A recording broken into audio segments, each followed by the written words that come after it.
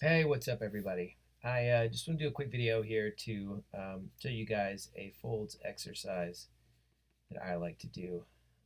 Maybe you guys have seen it in class, maybe you haven't.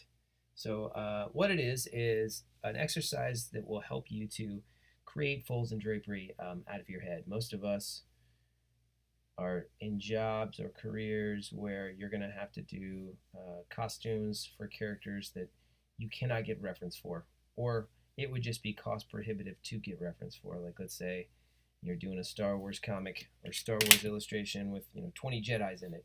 You don't probably have the resources. Well, maybe you do. You guys are all super rich, to go out and buy 20 different Jedi costumes, pose models, and take a bunch of photo reference. So you're going to have to make stuff up. So this exercise is going to involve taking cylinders. You could either think of it as a single bent cylinder or as a couple cylinders kind of linked together, and draping them, putting fabric on top of them of some sort. And the reason why this is so useful is because if you can drape two cylinders, you should have the basic building blocks to drape any part of the human body. And it doesn't even have to be standard cylinders like this. Like, let's say you wanted to do a cone and a cylinder. And that could also work. So I'm roughing those in, and then I'm cleaning them up with a little straight edge here, just because draftsmanship is important. All right, so I have a few cylinders there. So let's take this one, for example, this one at the top. I'm going to drape this thing, and I'm going to drape it using gravity as my stress point. So that means everywhere where the things are the highest, the tallest, that is going to be where the stress points are. And stress points are the areas where the fabric, in this case, is pushed tightest against the thing that it's draping, these little fake cylinders that I have. So that means I have these stress points here. And there could be more. There could be some compression stress points that pop up because of the type of material and all that stuff. But let's just start with these real basic ones here. So I'm just going to basically the highest point with any of these cylinders, and I'm kind of indicating where there may be a stress point. All right, cool. You got to know where those are. If you don't know where those are, you're going to be guessing, and then you're going to rely on your art tricks, which sometimes work, sometimes don't. All right, let's do this one here. So stress point wise, I know I've got one there. I've got ones probably here on the ends that are going to create pipe folds. There are 7 basic folds kind of agreed upon by most art academicians. 7 basic stress point folds, and they are pipe, drop, diaper, spiral, zigzag, half lock, and inert. There's probably more to it than that, but generally those are going to get you a good chunk of the way there. So what I'm doing here, as you can see, I'm going from these stress points, and I'm pulling off these kind of arrow shapes here. Let me zoom in on this one. You can see these little arrows that are coming off of these stress points. Okay, now these are going to be good indicators for where these folds are going to start. And as much as it looks like I'm stopping these arrows, in my brain, I understand that these folds continue on to the other side of this cylinder, right? Those dots there. Let's do another one over here. That was not so great. Dot, dot, dot, dot, dot, dot, dot, dot, dot, dot, dot. So there you get the idea that these folds are going around the other side. It's not just the side that you can see. On the end, we got these pipe folds, like I said. Let's pull some in here.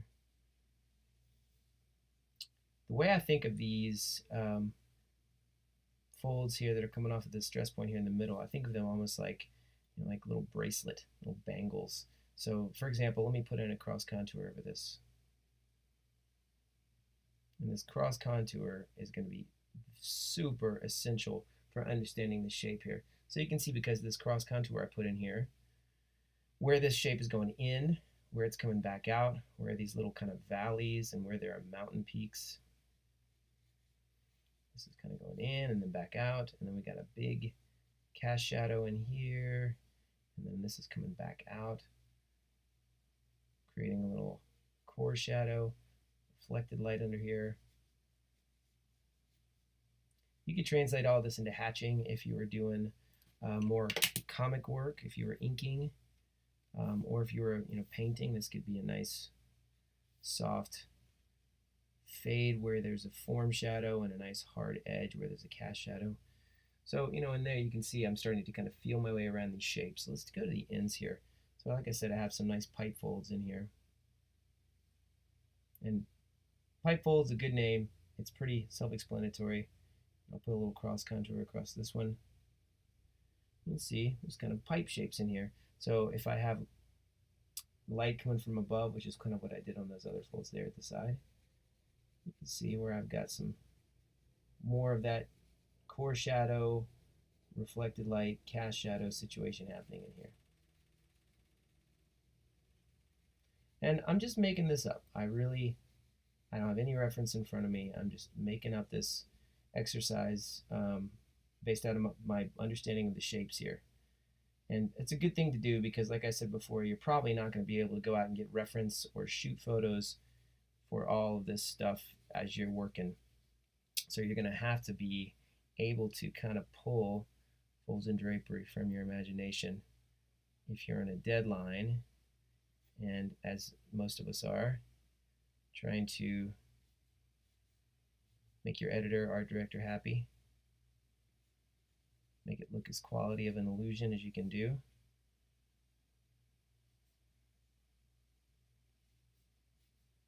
Make that money, son. All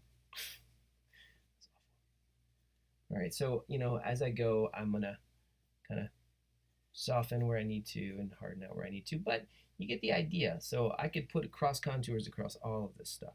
I'm going to put one over here. This is coming back out, and then back in, and then back out, and in, and then way back.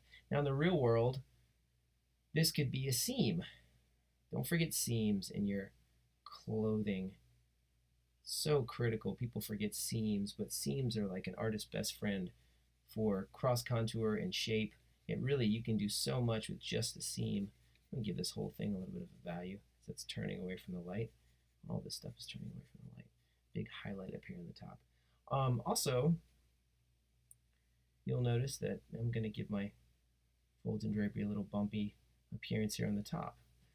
So often I see people who draw folds and drapery as if it's kind of vacuum formed to the figure it's on, but there's going to be some distance here. It may not be that much. Depends on the fabric. You need to understand your fabrics as well. You need to understand how wool folds different from leather or folds different from spandex or whatever your character happens to have on. Let's zoom out. Let me see. Maybe I'll start one more. I'll start this one. So this one's going to have some interesting folds because I've got some probably pipe folds coming off of this. But then there's going to be some interesting stress. Little diaper fold in here. Half lock fold happening inside.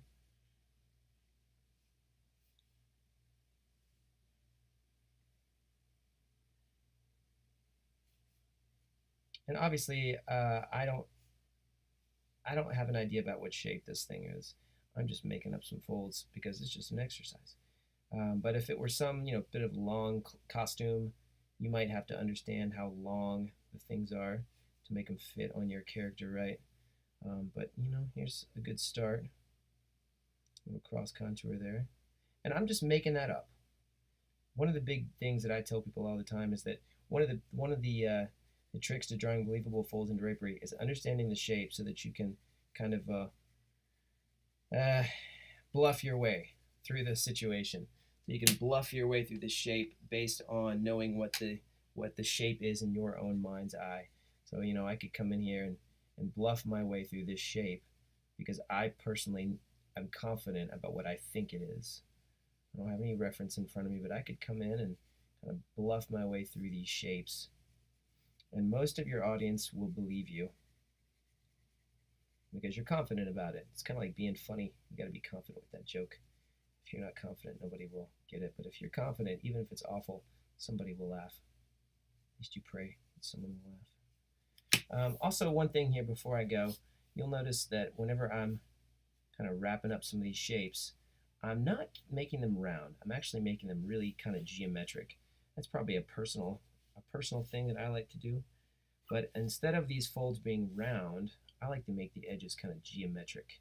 So like in other words, that little piece that I had right there, instead of it being very round, instead of it being a curve like this, I made it a series of straight lines like this.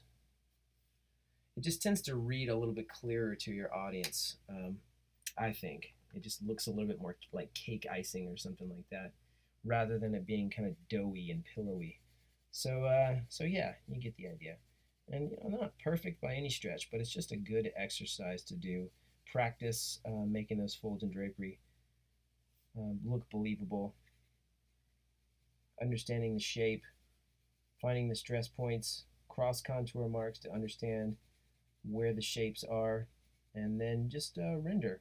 And that rendering could be gray, kind of like what I'm doing here, or it could be ink, could be hatching and cross hatching, or whatever technique you want to use. So yeah, so I want to stop there.